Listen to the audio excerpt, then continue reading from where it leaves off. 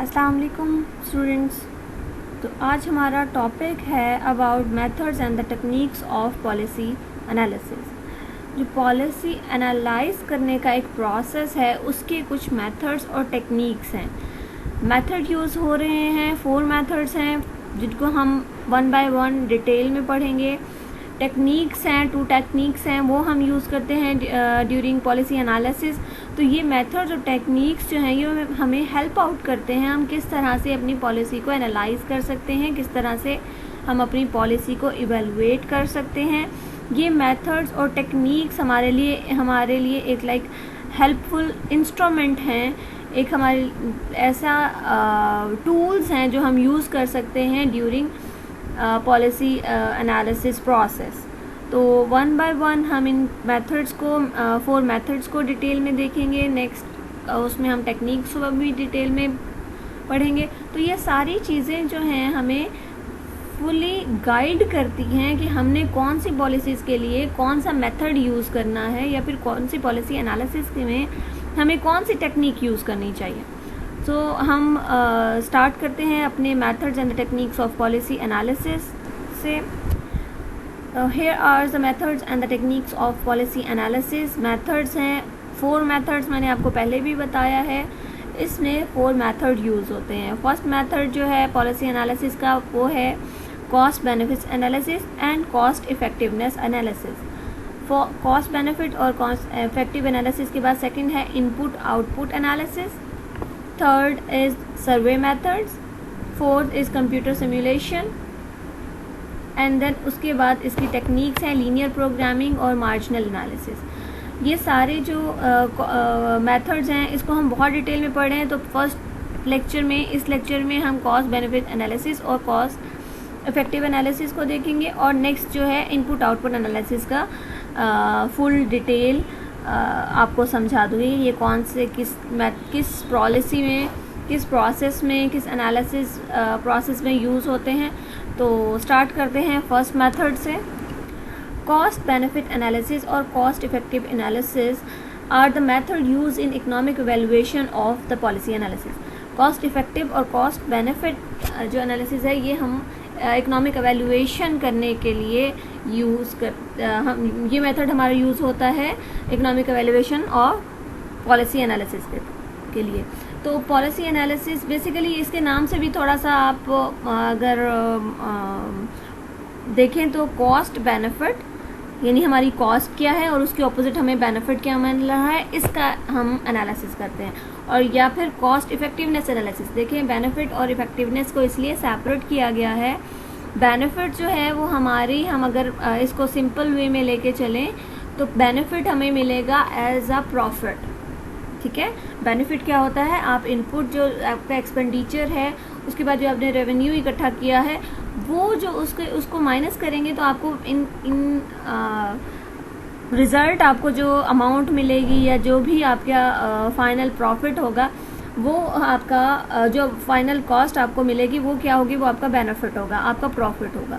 Cost effectiveness analysis से क्या मुराद है, ऐसी और पॉलिसीज़, ऐसी प्रोसेस जो हम करते हैं ड्यूरिंग पॉलिसी प्लानिंग कि हमारी जो पॉलिसी है वो बेनिफिट मतलब प्रॉफिट अर्निंग ऑर्गेनाइजेशन के लिए या फिर नॉन प्रॉफिट ऑर्गेनाइजेशन के लिए, मीन्स सोसाइटी वेलफेयर के लिए या फिर किसी ऑर्गेनाइजेशन जो कि प्रोडक्शन के लिए या फिर किसी और क्या कहते हैं मार्केट प्लेस के लिए बनाई गई है। तो इस वजह से ये दोनों जो है ये हमारी इन दोनों की इकोनॉमिक वैल्यूएशन को फोकस करती है। तो ये मेथड दोनों मेथड जो यूज़ होते हैं एनालिसिस को एक व्यू देते हैं कि किस तरह से आपने कंपेयर और एडवोकेट करना है पॉलिसीज़ को by qualifying their total monetary cost and benefit. मतलब टोटल मॉनेटरी कॉस्ट जो लगी है और जो बेनिफिट्स हैं उस तरह से उनको कंपेयर करने के बाद आपने फाइनली इसका रिज़ल्ट क्या देना है। ठीक है, फाइनली इसको एनालिसिस कर लेना है कि क्या कंपैरिजन इनका आपस में क्या होगा और एट द रिज़ल्ट हमें क्या बेनिफिट या कॉस्ट, क्या हमें फाइनल रिजल्ट्स मिल रहे हैं। ठीक है, नेक्स्ट है कॉस्ट। इधर वो किया हुआ है कि कॉस्ट और benefit analysis, cost and effective analysis can be used prospectively to recommend policy actions and also retrospectively to evaluate policy performance. तो in cost benefit analysis, benefit जो होता है वो सोशल पॉलिसी की कॉस्ट को हम आउटवेट करते हैं, ठीक है।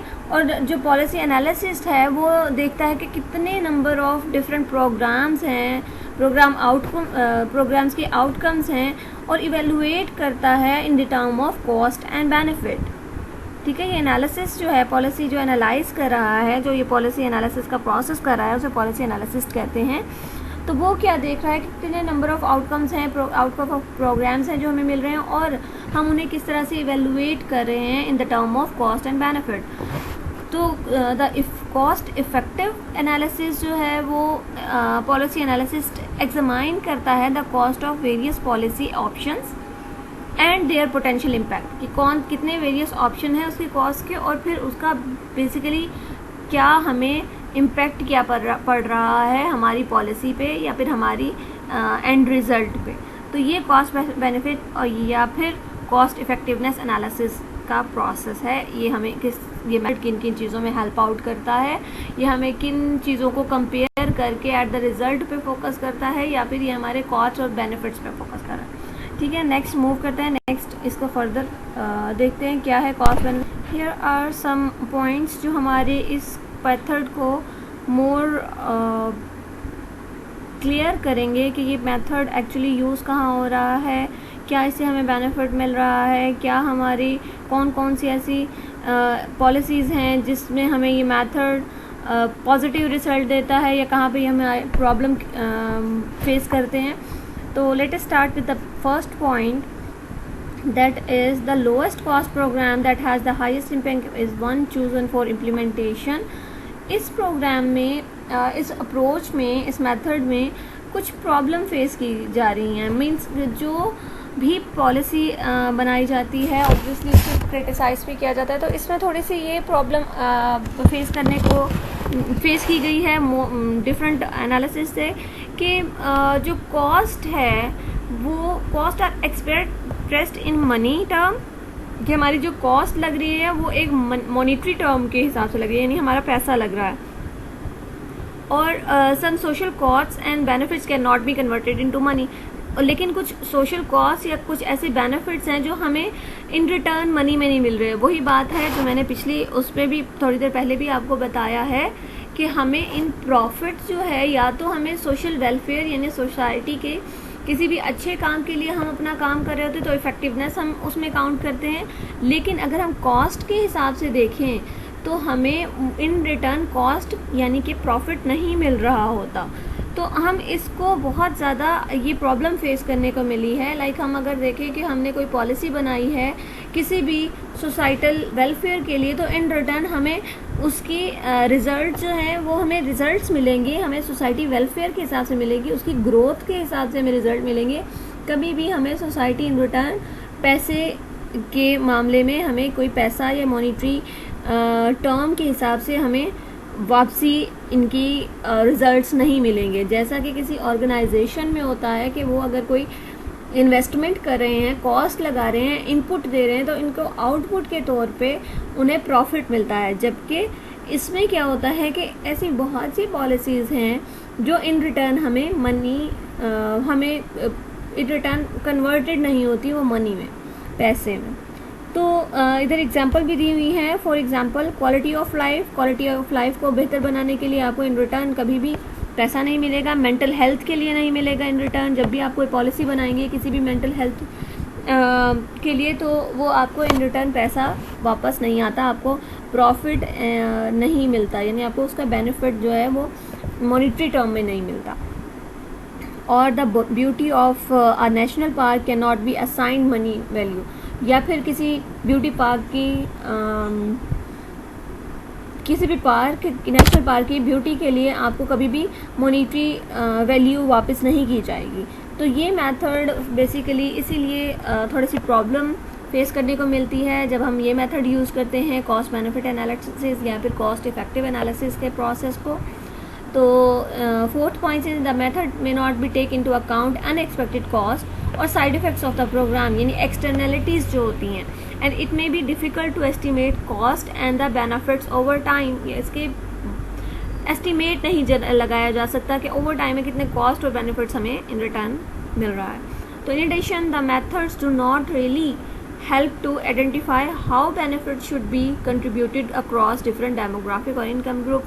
वही बात है कि हम किस तरह से डिस्ट्रीब्यूट करें, यानी कितने ग्रुप्स ने इसमें है वो किया है, कितने लोग इसमें इन्वॉल्व हुए हैं, उन ग्रुप को, उन लोगों को, सारे तो नॉन प्रॉफिट टर्म के लिए नहीं काम करते, तो उनको किस तरह से हम उनके बेनिफिट को किस तरह से डिस्ट्रीब्यूट करें among these all these people, all these employees और ऑल दीज पॉलिसी मेकर्स और इम्प्लीमेंटर्स। तो ये प्रॉब्लम बहुत ज़्यादा फेस की गई है इस पॉलिसी अप्रोच में, इस पॉलिसी एनालिसिस मेथड में। तो distributional decisions are usually made unrational होते हैं, लाइक इन पॉलिटिकल प्रोसेस में जिस तरह से डिस्ट्रीब्यूशनल प्रोसेस जो हैं वो रैशनैलिटी के बेस पे नहीं होते, अनरैशनल होते। The cost benefit analysis tries to estimate net social welfare changes as a result of policy. तो इस एनालिसिस में सोशल वेलफेयर जो है वो मेजर किया जाता है in the term of net benefits of the policy. The policy is said to be efficient if it maximize the net benefits available to the society. अब देखिए, पॉलिसी तब एफिशिएंट कही जाती है, कोई पॉलिसी को, किसी पॉलिसी को एफिशिएंट या इफेक्टिव तब कहा जाता है अगर वो मैक्सिमाइज कर रही है net benefits of to the society के नेट बेनिफिट को अगर वो मैक्सिमाइज कर रही है, तब हम कहेंगे ये इफेक्टिव पॉलिसी है। Although the cost benefit analysis is not specifically design to evaluate the equity, ये स्पेसिफिकली इक्विटी को इवेलुएट करने के लिए नहीं यूज़ की जाती, नहीं बनाई गई। It can be use to track down the cost and benefits among various starter of the beneficiaries. ये डिफरेंट जो बेनिफिशरीज हैं उनकी कॉस्ट और बेनिफिट के वेरियस एस्पेक्ट्स को देखने के लिए बनाई गई है।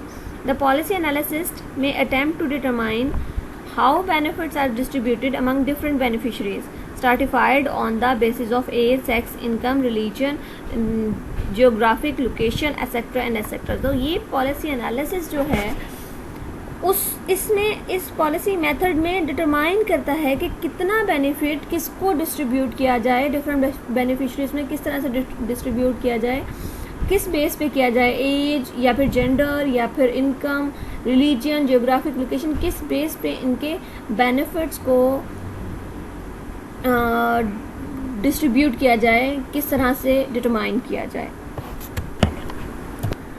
यहाँ पर हम स्टार्ट कर रहे हैं अपनी second method of policy analysis को, जो कि है इनपुट आउटपुट एनालिसिस। इसे इंटरसेक्टोरल इनपुट आउटपुट एनालिसिस भी कहा जाता है। इनपुट आउटपुट एनालिसिस टेक्निक जो है वो प्रोफेसर वेस्ली डब्ल्यू लिफ्टन ने 1951 में इन्वेंट की थी।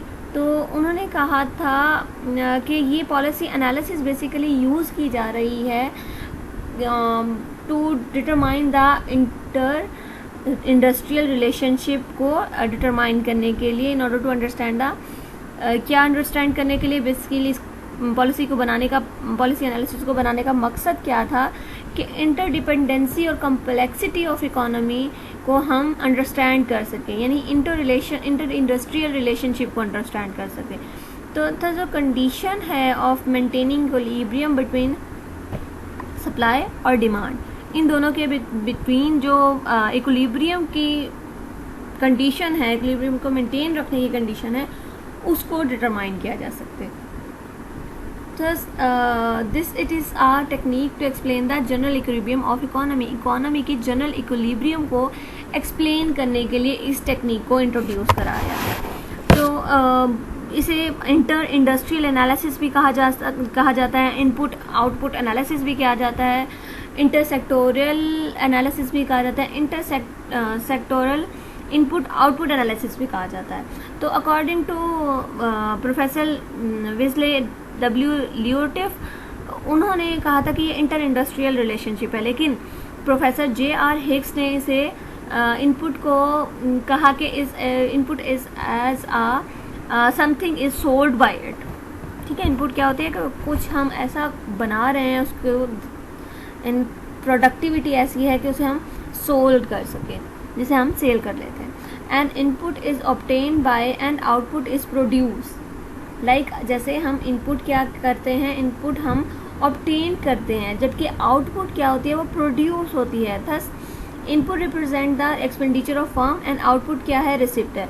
इनपुट क्या है, हम जो एक्सपेंडिचर लगा रहे हैं, जो हम अपने उस पर एक्सपेंडिचर यानी हम इन्वेस्ट कर रहे हैं, investment of our money, investment of our services, ये सारी चीज़ें क्या है, ये हमारी इनपुट है।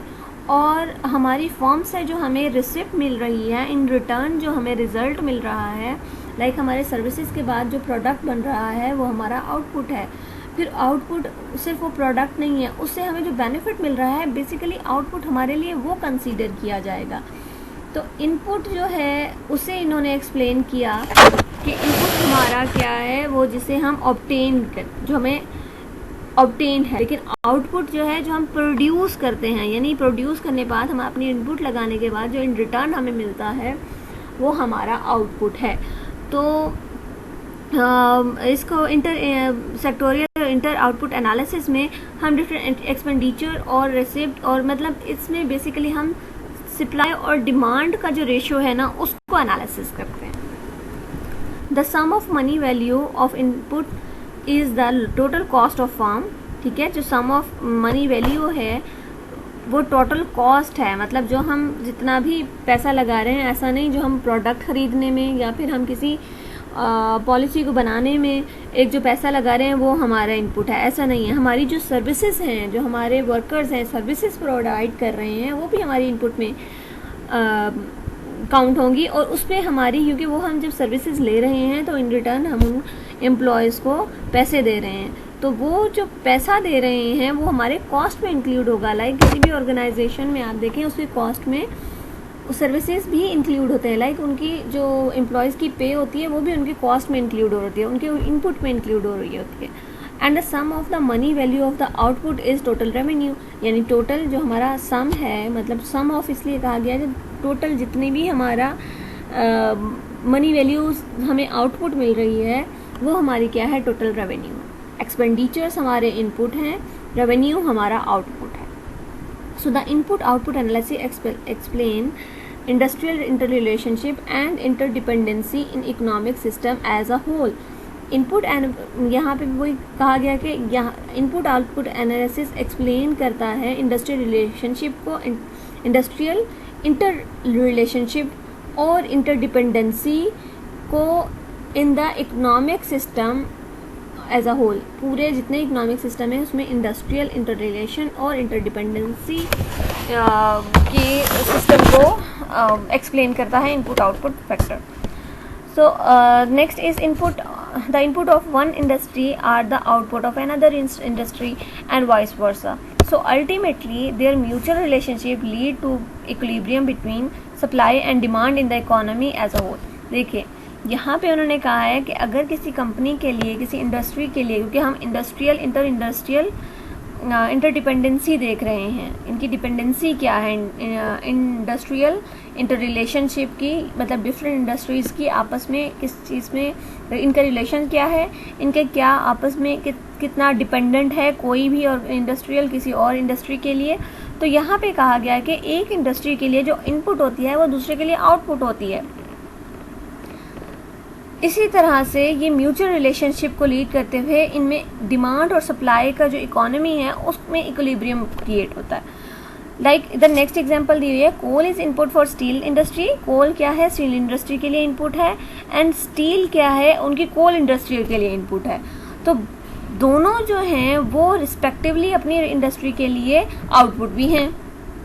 तो इसी चीज़ को कहा गया है कि एक इनका ये आपस में रिलेशनशिप होता है, एक इंटरनल इंडस्ट्रियल रिलेशनशिप होता है और एक दूसरे पर डिपेंडेंट होते हैं दीज इंडस्ट्रीज।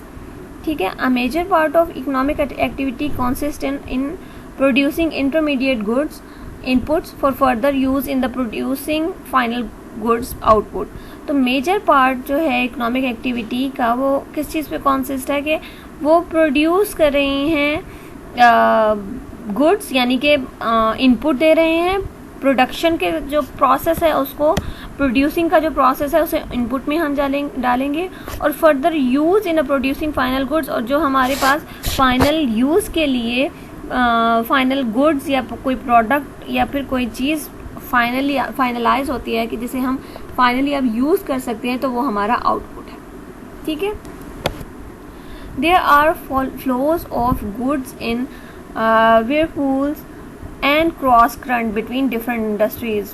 डिफरेंट इंडस्ट्रीज़ में डिफरेंट फ्लॉज होते हैं, डिफरेंट गुड्स होते हैं, उनमें भी एक आप कहें कि राउंड सर्कुलर एक इंटर रिलेशनशिप होता है उनका। तो the supply side consist of large industry flows of intermediate product and the demand side of the final goods. तो सप्लाई साइड हमारी क्या है, हाँ, वो इनपुट की तरफ इंडस्ट्री फ्लोज है हमारी इंटरमीडिएट प्रोडक्ट की, और डिमांड साइड क्या है हमारी फाइनल प्रोडक्ट की सप्लाई साइड, फाइनल प्रोडक्ट की फाइनल गुड की हमारे पास एक एक्टिविटी है। So the money value of aggregate output of the whole economy must equal the sum of the money value of inter-industry inputs and the sum of the money value of inter-industry inputs and the sum of the money value of the inter-industry output। तो हमारी money value basically इसमें एक आ गया, जब हम money value of aggregate को finalise करते हैं, हम उसको एग्रीगेट करते हैं, जब हम उसका परसेंटेज देखते हैं, तो output of the whole economy must equal to the sum of the money value of inter industry input, यानी जितना भी आउटपुट है वो हमारे इनपुट के इक्वल होना चाहिए, मस्ट बी, ज़रूरी है कि वो इक्वल हो। And the sum of the money values, जो money values of inter industry input हैं वो इक्वल होने चाहिए sum of the money value of inter industry output. तो हमारे इनपुट और आउटपुट्स जो हैं सम इंडस्ट्रियल आउटपुट के, इंटर इंडस्ट्री इनपुट आउटपुट जो हैं वो हमारी इनकी मनी वैल्यू जो है वो एक दूसरे के इक्वल होनी चाहिए। ठीक है। तो ऐसे हमें क्या होगा, ये हमारी इक्वल, या फिर हमारी इनपुट जो है आउटपुट हमारी इन रिजल्ट ज़्यादा हो तो हमें ज़्यादा मोर प्रॉफिट मिलेगा। The input output method is wisely used as a tool in policy evaluation. तो ये बहुत ही वाइडली बहुत ज़्यादा यूज़ होता है ये टूल पॉलिसी इवेल्युएशन में।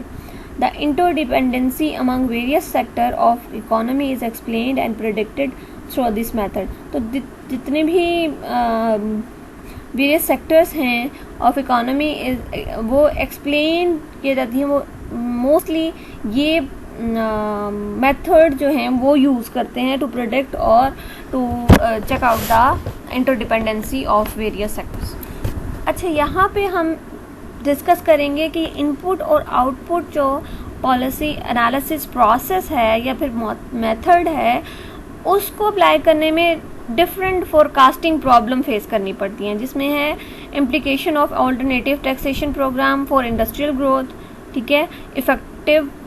Effects of industrial growth on the demand for the water sources, and the next is effects of industrial growth on consumption of energy sources etcetera. जिस तरह से चेंजेस आती जाती हैं तो हम ये नहीं फोरकास्ट कर पाते इस पॉलिसी में कि इन फ्यूचर हमें कौन सी ऐसा इंडस्ट्रियल एरिया है या फिर कौन सा ऐसा सेक्टर है जो हमारी पॉलिसी को इफेक्ट कर सकता है। So the number of sectors include in the basic input output table can vary from a few to 100 or even thousands depending on the desired level of disaggregation and problem at the hand. तो हमें बहुत सारे sectors में जिसमें basic input output में बहुत सारी ऐसी प्रॉब्लम्स हैं, थाउजेंड ऐसी प्रॉब्लम्स हैं जो हमें फेस करनी पड़ती हैं। The data collection and completion of input output tables is an expensive और टाइम कंज्यूमिंग है ये प्रोसेस पूरा, क्योंकि डाटा कलेक्ट करने में और कंप्लीशन में इसको कंप्लीट करने में, टेबल को या फिर किसी भी सर्वे को डाटा कलेक्ट करने में हमें बहुत ही ज़्यादा टाइम लगता है और बहुत ज़्यादा कंप्यूटेशनल रिक्वायरमेंट्स हैं इस डाटा कलेक्ट करते वक्त। और the United State recommends input output analysis as a planning tool for developing countries and has sponsored a standardized system of economic analysis and account for the development of input output model. तो United state क्या recommend करता है कि policy input output analysis जो है as a planning tool हम जो है उसे यूज़ करें फॉर डेवलपिंग कंट्रीज़, और फिर उसे स्पॉन्सर और स्टैंडर्डाइज सिस्टम भी दिया गया है about this policy input output analysis process.